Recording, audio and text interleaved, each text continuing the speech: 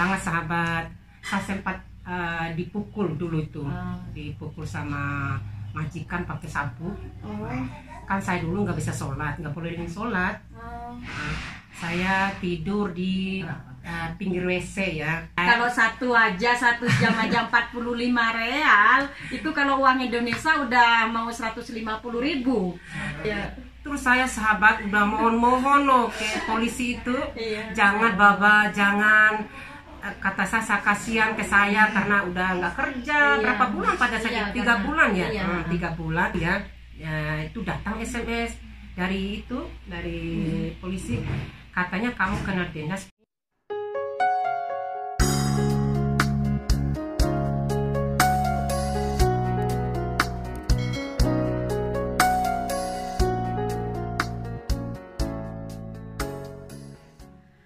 Assalamualaikum warahmatullahi wabarakatuh. Apa kabar sahabat semuanya dimanapun kalian berada? Mudah-mudahan selalu sehat dan selalu dalam lindungan Allah. Adapun yang sakit mudah-mudahan Allah mengangkat penyakitnya, amin ya rabbal alamin. Masih bersama Fitra Denapa. Sahabat, di video kali ini masih seputar kehidupan TKI yang berada di Arab Saudi. Alhamdulillah hari ini Fitra Denapa sudah datang ke rumah salah satu TKW Indonesia yang Masya Allah tabarakallah, dia itu udah lama banget berada di Saudi, dan kita akan banyak mengobrol bersama beliau. Dan seperti biasa, sebelum Fitra Denapa melanjutkan videonya, jangan lupa like, comment, and subscribe, dan juga kalian share kalau tayangan ini bermanfaat. Tombol loncengnya juga aktifkan agar kalian tidak ketinggalan dengan video Fitra Denapa yang baru. Oke sahabat, kita langsung berkenalan dan ngobrol bersama wanita yang di samping saya. Assalamualaikum. Waalaikumsalam. Gimana kabarnya? Alhamdulillah. Alhamdulillah. Terima kasih nih Fitra Denapa udah bisa silaturahmi ke rumahnya. Iya. Mbak. Oke sahabat, ini mungkin biar sahabat semuanya tahu nama beliau dan juga berasal dari mana. Mungkin mbaknya bisa memperkenalkan diri buat teman-teman yang menonton video ini biar tahu namanya siapa mbak. Assalamualaikum. Waalaikumsalam. Saya Umi Yasmin Channel. Iya. Umi ini namanya Umi Yasmin. Dan nama channelnya beliau ini juga punya YouTube dan nama channelnya ada Umi Yasmin Channel. Iya. Buat sahabat semuanya yang nonton video Fitra Denapa, jangan lupa mampir ke channelnya Umi Yasmin Channel. Oke, Mbak, ini biar sahabat semuanya kan pengen tahu kehidupan TKW yang berada di Arab Saudi. Jadi biar mereka itu bisa jadi motivasi atau sebagai inspirasi ya. Gimana sih kehidupan TKW yang berada di Arab Saudi? Apa sih pekerjaan dari Umi Yasmin ini? Oke, udah berapa tahun ini ada di Saudi? Alhamdulillah, kalau diperhitung sampai sekarang ini udah masih 20 sih. 20 tahun? Iya, Masya Allah, alhamdulillah. tabarakallah. Jadi waktu ke Saudi pertama itu visa apa mbak? Iya, pada umumnya kan visa perumahan ya. Perumahan, dari tahun 2000 kayaknya ya. Jadi masih umur berapa itu waktu itu Umi Yasmin? Saya dulu ceritanya sih nggak diterima sama PT teman-teman. Saking masih kecilnya 17 tahun. 17 tahun. Iya, umur 17 Jadi tahun. udah lulus SMA ya mbak? Belum, saya dulu kelas 2 SMA. Ya berhubung orang tua nggak ada biaya, akhirnya saya memilih untuk ke Saudi. Dan pada saat itu belum ada yang pernah ke Saudi di kampung saya itu. Kalau boleh tahu berasal dari mana ini? Oh iya, saya berasal dari NTB sahabat. NTB itu bagian Bima. Karena NTB kan lebar ya. Jadi saya di Bimanya, Nusa Tenggara Barat. Iya, jadi waktu itu pertama ke Saudi itu Umi Yasmin ini. Iya benar ya. Jadi waktu itu visanya memang perumahan. Visa perumahan ya. Dan di Saudinya langsung berada di kota mana? Oh, pertamanya itu dari tahun 2000 saya berada di Hawiyah bagian Taif. Jadi di Taif. Bagian Hawiyahnya. Jadi itu kerja rumah tangga. Rumah tangga di Hawiyah. Saya waktu itu dapat majikan yang anaknya 2 gitu. Dan gimana majikannya baik? Alhamdulillah majikan itu baik banget sebetulnya itu. Cuman dulu ya saya sempat pindah-pindah majikan itu. Jadi udah berapa kali pindah majikan? Pindah majikan sampai 4 kali pindah majikan. Ya itulah, kita harus berjuang dulu ya. Pertamanya itu saya dapat majikan anaknya 2. Terus anaknya yang pertama itu kan umur sekitar 4 tahun. Terus yang nomor 2 itu masih bayi. Iya. Dan majikan saya perempuan itu kuliah. Kenapa saya pindah majikan dulu? Karena saya itu kan setiap hari itu dititip ke rumah tetangganya. Oh, jadi waktu majikan itu keluar rumah, Umi Yasmin dititip ke tetangganya. Iya. Jadi saya di sana kan udah kerja di rumah. Iya. Otomatis kita di sana kan harus kerja lagi karena rumah orang gitu. Oh, jadi di rumahnya orang itu yang dititip juga disuruh bekerja? Iya, suruh kerja. Saya udah main sama anaknya yang kecil, tidurin dulu yang kecil. Terus saya disuruh bersih-bersih rumah ya gitu. Habis itu saya kan udah jam berapa ya pas pulang majikan, sampai saya di situ saya udah selesai kerja gitu. Jadi kerja di situ selesai, majikan datang jemput dari pagi itu. Kalau udah selesai kerja baru disuruh pulang. Jadi berapa tahun di majikan yang ini? Di majikan itu dulu saya 7 bulan. Waktu itu kan belum bisa ngomong. Saya dari 3 bulan itu majikan sih baik banget, baik masya Allah. Cuman saya itu nggak suka dititipin. Pas suatu saat saya udah bisa ngomong, saya protes gitu, saya protes, malah diantarin ke kantor. Jadi dikembalikan ke kantor. Dikembaliin. Saya nyesel juga sih protes itu. Karena memang waktu itu majikannya baik ya. Iya baik gitu. Pas saya protes, kenapa kamu nggak simpan aja saya di rumah, saya kan bisa ngurus anak kamu gitu. Ya mungkin dia juga masih pikir saya masih kecil, ada suaminya kali ya, gitu aja sih pikiran saya gitu. Jadi di majikan yang pertama ini 7 bulan dan dikembalikan ke kantor dan pindah majikan lagi. Terus dapat lagi majikan itu, majikan perempuan lagi hamil. Nama juga orang sini kan istrinya lagi hamil. Jadi laki itu banyak tingkah, jadi kurang baik ya. Kurang baik istilahnya. Dan itu 3 hari dan pindah lagi. Terus pindah yang ketiga, parah banget sahabat. Saya sempat dipukul dulu itu. Dipukul sama majikan pakai sapu. Kan saya dulu nggak bisa sholat, nggak boleh sholat. Saya tidur di pinggir WC ya. Pinggir WC, di depan WC ada kamar kecil bekas pembantunya kayaknya ya. Terus saya itu mau sholat nggak boleh. Kenapa ya saya dulu dipukul? Karena dulu kan kalau majikan laki kan belain saya. Tapi perempuannya judes banget Kak Fitri itu. Iya, jadi mungkin yang perempuan itu cemburu ya. Terus pas kayaknya dikejebak oleh saya sama dia itu. Katanya ini mejanya udah dibersihin belum? Kata saya udah. Tapi pas dia periksa ada gula, ada sedikit gula gitu. Akhirnya dipanggil lah suaminya, nih pembantu yang kamu belain gitu katanya.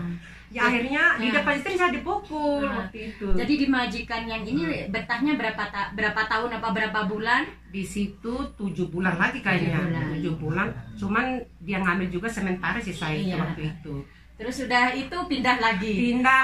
Jadi ini yang keempat. Iya, keempat itu yang alhamdulillah sampai sekarang bisa seperti ini gitu. Ya. Dan Yasmin ini di sini sendiri apa sudah bersama suami? Ya, alhamdulillah saya udah berkeluarga, udah punya suami gitu. Iya. Sudah berapa tahun waktu bekerja itu di Saudi dan akhirnya mendapatkan jodoh juga di Saudi? Setelah berapa tahun? Itu kayaknya pas pindah majikan ya, yang ketiga terakhir, keempat kalinya ya. Dulu saya kan baru masuk di situ 2 bulan. Di situ ada radio dulu, zaman radio gitu. Majikan saya beli itu yang TV kecil dulu, Walkman itu. Katanya kan saya namanya Tuti ya, ditanya sama majikan. Tuti, di sini ada radio Indonesia katanya. Nih aku belikan radio, coba kamu putar. Saya pas putar, itu suami saya ini yang lagi siaran itu. Jadi presenter waktu di radio itu. Terus saya kan nama juga pertama ya. Kok ada orang Indo senang, udah nggak ada HP, zaman dulu kan nggak ada HP. Susah banget HP masih. Boro-boro ada HP, komunikasi pakai telepon biasa kan jarang gitu. Jarang juga. Akhirnya itu disitulah saya kenal sama suami. Kan di situ kan disiarin nomor telepon. Saya catat di tembok loh, sahabat. Saya catat di tembok. Kalaupun masih ada di rumah majikan saya, mungkin masih ada nomor suami saya dulu itu. Dan akhirnya berkenalan. Iya, berkenalan. Dan akhirnya sekarang alhamdulillah udah menjadi suami. Iya, udah menjadi suami. Allah, sejak sudah menikah dengan suaminya ini udah berapa tahun? Saya hampir 15 tahun lah, 15 tahun dan dikaruniai 3 anak, alhamdulillah. 3 anak semua ada di sini? Ya tadinya semuanya di sini, berhubung anak saya harus sekolah, saya pulangkan 2. Jadi sama saya di sini 1. Jadi di sini masih 1, iya, sama saya. Jadi perjalanan hidup Umi Yasmin ini di Saudi penuh dengan perjuangan ya. Sampai 4 kali pindah majikan dan alhamdulillah setelah majikan yang sekarang ini langsung baik dan alhamdulillah juga dapat jodoh di Saudi. Masyaallah. Dan kalau boleh tahu ini suaminya orang mana? Oh, suami saya orang Jawa Tengah, Banyumas, Purwokerto. Masya Allah. Jadi dari NTB ke Jawa. Blasteran NTB, berarti blasteran NTB sama Jawa ini. Masya Allah, tabarakallah. Oh ya, Yasmin, kalau dulunya itu udah jadi perumahan rumah. Bekerja di perumahan orang Arab. Nah, kalau sekarang ini kerjaannya apa Yasmin setelah menikah? Iya, dulu kan saya masih kafil majikan ya. Terus saya udah punya anak 3, majikan itu suruh tanajul ke suami. Jadi akhirnya kan saya sekarang karena visanya visa suami, saya bebas kerja gitu. Ya sekarang sih saya kerja per jam lah, masih lah rumah tangga harian, tapi harian. Iya. Jadi Yasmin ini sekarang udah merofik sama suami. Jadi majikannya suami sekarang. Nah, kerja hariannya itu kalau per jam tuh berapa? Ya, malu jadinya nih kalau bahas masalah. Biar teman-teman yang di Indonesia nggak penasaran nih pekerjaan Umi Yasmin ini di Saudi, kerja harian nih per jamnya berapa? Sampai betah sampai berapa tahun ini? Nah gini sahabat, saya kerja jam-jam atau kerja harian lah istilahnya itu. Ya kalau di setiap orang kan beda-beda harganya. Kalau di saya 1 jamnya 45 real. 45 real. Itu kalau 1 hari bisa dapat berapa jam itu? Ya sekarang sih karena efek corona jadi sepi Jabung itu, majikan itu. Kalau dihitung dulu sih ya lumayan gitu. Sekarang udah sepi, kadang sehari itu 3 jam, 4 jam, kadang juga bisa 1 minggu tuh 2 kali gitu. Jadi kalau dulu pendapatannya itu Masya Allah tabarakallah sampai berapa? Boleh tahu nih intip penghasilan Yasmin 1 bulannya itu bisa berapa ya? Oh iya. Kalau 1 jam aja 45 real, itu kalau uang Indonesia udah mau 150.000. Ya boleh ya diceritain di sini, nggak apa-apa deh. Nggak apa-apa karena ini biar jadi motivasi, inspirasi buat sahabat-sahabat semuanya yang kerja di perantauan. Biar semangat. Ya bukan ria juga sih ini saya mau nyebutin. Kalau dulu waktu sebelum corona saya biasanya itu dapat 9.000, 8.000 itu real itu ya. Tapi biasanya kalau lebaran kan lebih ramai lagi puasa itu harus tenaga kita itu dikuat-kuatin, harus over itu per time itu. Kalau puasa itu ya alhamdulillah juga sih. Berkat kita semangat ini kayak kita nih kayak musim-musiman lah istilahnya. Jadi kita semakin kerja keras ya alhamdulillah pas kalau puasa itu bisa mencapai 13.000 lah. 1 bulan loh 13.000 itu berapa ya? Tapi 1 bulan itu full loh sahabat. Jadi berangkatnya kalau puasa itu dari jam berapa Yasmin? Kalau saya kan udah terbiasa bangun pagi ya. Saya itu biasa kalau di majikan udah nyampe jam 7:30 udah di rumah majikan. Masya Allah. Padahal puasa loh sahabat. Jadi meskipun puasa itu berangkatnya pagi lah. Pagi. Karena memang kita itu pergi ke negara orang ya. Kita itu mencari pekerjaan karena memang tidak selamanya kita di sini. Jadi kan pas kita ada waktu bekerja kita manfaatkan memang kesempatan itu karena karena puasa itu istilahnya kan kita lagi banyak kerjaan, jadi majikan butuh, kita juga butuh. Jadi semangat. Akhirnya pendapatannya Masya Allah tabarakallah berkat semangatnya Yasmin jadi 1 bulan itu sampai alhamdulillah. Pokoknya kan kalau kita menginginkan sesuatu kan harus bekerja keras gitu. Masya Allah, tabarakallah. Itu sukanya ya kalau berada di Saudi, kehidupan Yasmin sampai penghasilannya Masya Allah, tabarakallah. Nah, ada nggak dukanya Yasmin berada di Saudi ini? Dukanya juga. Mungkin ada pengalaman yang sangat menyedihkan atau gimana ini? Mungkin ada. Iya ya, sahabat, tadi kan saya udah menceritakan senangnya, kebahagiaannya. Ada juga sedihnya, apesnya itu ada. Ini cerita waktu di lockdown kemarin, saya mendapatkan apes banget gitu. Kan di lockdown itu kan kita nggak boleh keluar rumah, nggak boleh ketemu, dan waktunya juga kan sampai jam 5 ya waktu dikasih itu. Ada jam waktunya 5 sore, ya. Pas sehari itu saya kan udah lama nggak ketemu saudara gitu. Kan kadang ada juga saudara saya kan nggak serumah, lain rumah, jadi saya kepingin ketemu. Yang tadinya kan saya udah rencana pingin ketemu, tiba-tiba saya itu malamnya nggak ada niat untuk pergi gitu. Pas sorenya saya tiba-tiba ingin pergi lagi. Ada keinginan pergi pergi lagi ya. Itu jam berapa Yasmin yang mau pergi itu? Ya saya itu ingat banget waktu itu jam 4 sore. Padahal kan Yasmin udah tahu kalau itu jam 5 harus kita itu udah di rumah. Betul. Karena itulah kita kalau seperti rezeki mau itu kan udah Allah atur ya. Jadi musibah pun tidak bisa dihindari. Iya, betul ya. Pada saat itu saya pergi jam 4 sore keluar dari rumah. Terus karena berhubung ke rumah saudara, saya itu mampir ke Begal Indo, mau beli sesuatu lah buat dibawa ke sana. Habis dari situ saya pulang dari Bagala kan langsung ke sana. Saya lewat Sarewaduis. Yang tadi saya pemikiran saya nggak mau lewat situ kan jalur besar. Ternyata sahabat, setelah saya lewat jalur besar, ada tapis atau rajian istilahnya itu. Waktu itu jam berapa itu? Itu saya cuma lewat 10 menit kan, di situ dikasih jangka jam 4. Nah, di situ jam saya lihat persis jam itu. Tadinya kan pas saya lihat tapi di depan, aduh kayaknya ini kena deh. Tapi saya bilang kayaknya bisa dimaafkan karena kan masih lewat sedikit ya. Gitu. Pas udah mobil di depan saya udah maju, saya maju. Itu polisi itu nggak banyak nanya, cuman minta ikoma, minta istimara mobil, dipoto. Terus saya sahabat udah mohon loh ke polisi itu, jangan Baba, jangan, kata saya kasihan ke saya karena udah nggak kerja berapa bulan pada saat 3 bulan ya, 3 bulan. Dia katanya jalan, setelah fotoin itu egoma itu sopir suami, disuruh jalan, saya nggak mau jalan pada saat itu. Iya, karena gugup, gemeter, takut ya. Iyalah katanya. Terus lalat saya jangan dicatat polisi gitu kan. Terus akhirnya saya akan maju, suami saya maju itu sopir.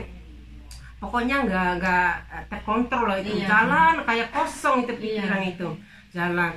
Dan waktu itu juga udah sampai ke rumah saudara, di situ ada yang kasih masuk katanya enggak, itu hanya terjerat gitu. Tidak mungkin didenda gitu. Tidak mungkin didenda. Ya kita senang-senang aja waktu itu, nama juga baru ketemu saudara.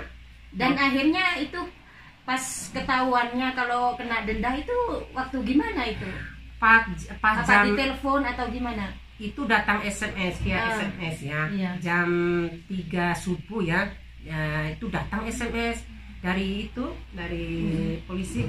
Katanya kamu kena denda 10.000. 10.000 apa itu? 10.000 real Kak Fitri. 10.000 real itu kalau uang Indonesia udah berapa? Udah 40 juta. Pada saat itu kan dolar lagi besar ya, di sekitar 46 juta itu. 46 juta. Iya, seketika perginya itu dalam waktu 10 menit. Ya Allah, 10 menit 46 juta. Iya. Karena memang rezeki, musibah, maut itu tidak bisa dihindari, dan waktu itu Yasmin, ya Allah, saya itu lagi ketawa-ketawa, nama juga ketemu saudara, dan lihat SM langsung diam, saya diam. Ini benar apa enggak ya, apa enggak ya gitu. Tapi saya sih udah berusaha, kan saya juga punya kenalan. Minta tolong, katanya udah nggak bisa karena udah ke pusat. Jadi itu apa? Pelanggarannya udah ke pusat, kata yang tahu itu, maksudnya yang ingin membantu itu, seharusnya sebelum datang SMS itu bisa katanya. Tapi saya kan nggak kepikir di situ. Ya, karena mungkin tidak mungkin didenda ya pikiran waktu itu. Iya, udah ada orang yang mau membantu dan itu katanya udah nggak bisa. Saya juga berusaha di tempat lain, di cabang-cabangnya itu. Iya, udah minta bantuan iya, tapi tetap nggak bisa. nggak bisa. Ya, alhamdulillah tetap aja dibayar. Dan alhamdulillah itu udah dibayar. Udah dibayar Kak Fitri. Ya Allah, duit segitu ya. Iya, pas saya siapin uang 10.000 itu kan hijau-hijau loh Kak Fitri. Iya, 500-an ya. 500-an kayak ini kalau saya dikirim ke Indo dikasih makan orang sekampung Iya. ini loh. Iya, insya Allah mudah-mudahan rezekinya diganti yang lebih berkah. Ya, amin. Iya. Amin. Karena memang kalau tidak dibayar, kalau Umi Yasmin ini nanti ingin pulang, itu pun Nggak di airport bisa. dicegat. Iya. Itu selain dicegah, Iya. itu bisa nambah. Kalau di sini kan nambah, jadi kayak kalau nggak dibayar itu kan Kena geramah lagi. geramah gitu. lagi, nambah lagi katanya. Pas ini kan katanya akhirnya tanggal 17. Iya. Kita tuh mau mengundur, nggak mau bayar. Apa iya sih harus bayar gitu, Iya. kata saya. Kita lihat dulu reaksinya, takut lagi kena denda itu lagi. Iya. Kalau nggak bayar tepat waktu. Iya. Ya mudah-mudahan diganti rezeki yang lebih Iya. banyak ya. Oh ya, ya Umi Yasmin ini kan kafilnya itu maksudnya kan suami ya. Iya, iya. Majikannya suami Iya. dan punya anak. Iya. Murofik, kan saat ini pemerintahan Saudi itu harus membayar kayak resum iya, ya. pajak. Jadi itu 1 tahun berapa bersama anak? Iya, kebetulan saya ini udah waktunya bayar Kak Fitri ini, bulan 12 Bulan ini. 12. Iya, bulan 12 ini. Berapa itu kira-kira pengeluaran? Aduh, ini lagi saya lagi pusing juga, udah bayar rumah mahal, bayar resum, terus saya juga mau pulang. Jadi berapa itu yang harus dikumpulkan itu, sementara kerja sekarang kan sepi, lagi sepi. Jadi pemasukannya banyak, tapi pengeluarannya juga pun 1 banyak. tahun itu juga banyak ya. Iya, kalau ngomong masalah resum, kalau tahun kemarin saya bayar, kan setiap tahun kan beda Kak Fitri. Iya. Ini setiap tahun nambah. Tahun kemarin saya 9.700 sama anak. Dua dengan. Iya, kalau suami saya kan itu perusahaan ya, Iya. jadi tanggungan perusahaan. Karena perusahaan itu nggak mau tahu ada istri gitu. Iya. Boleh sama istri tapi nggak mau menjamin yang jadi di luar. KTP semuanya ditanggung sendiri, ya. Iya. Jadi saya yang kemarin itu 9.700. Ya mungkin sekarang mau 10 ribuan ya. di atas Kak Fitri, kan katanya 2 Iya, kali tambahan, lipat. ya. Iya. Mungkin ya sekitar 11 apa 10 ya segitulah, nggak banyak-banyak Iya. naiknya gitu. Jadi 1 tahun itu pengeluarannya harus 45 juta ya. Itu baru untuk pajak. baru pajak. Itu pajak Lain tinggalnya rumah. aja. Belum buat tidurnya rumah, ini, ya. rumahnya. Ini rumahnya Masya Allah tabarakallah memang besar banget. Sahabat, inilah cerita perjalanan TKW yang berada di Arab Saudi. Dan Umi Yasmin ini bekerja sebagai kerja harian atau jam-jaman ya. Memang pemasukannya itu banyak, tapi pengeluarannya juga pun banyak, juga banyak. iya. Dan apalagi tadi sudah menceritakan dukanya dia pernah didenda dengan 10.000 Iya, real, itu hanya hitungan 10 menit, iya. Tapi mau tidak mau karena ini pelanggaran yang harus kita taati, dia juga harus membayarnya, walaupun sangat berat Iya, hati. sangat Ya berat Allah, banget, iya. kita bayangkan aja 10.000 kita bekerja ditabung dan Iya, akhirnya harus keluar banyak banget. banyak banget. Iya. Dan juga kita kan kalau udah posisinya kerja di luar, kita jangan malas-malasan. Iya. Nggak sama dengan yang di perumahan kan udah Iya. serba ada, Iya. ya, ditanggung majikan. Kalau kita udah kerja di luar seperti saya, mau tak mau itu kita harus kerja karena kan biaya hidup tiap hari Iya. kan butuh gitu. Makan, Iya. KTP, Iya. semuanya ditanggung sendiri, apalagi Iya. pulang, beli tiket, segala, pokoknya semuanya harus ditanggung sendiri. Iya. Oke sahabat, hanya ini yang bisa Fitri Adenafa informasikan kehidupan TKW yang berada di Arab Saudi. Seperti biasa, jangan lupa like, comment, and subscribe, dan juga kalian share kalau tayangan ini bermanfaat. Tombol loncengnya aktifkan agar kalian tidak ketinggalan dengan video Fitri Adenafa yang baru. Dan jangan lupa mampir ke channelnya Umi Yasmin Channel. Oke, dari rumah Umi Yasmin, Fitri Adenafa undur diri. Wassalamualaikum warahmatullahi wabarakatuh.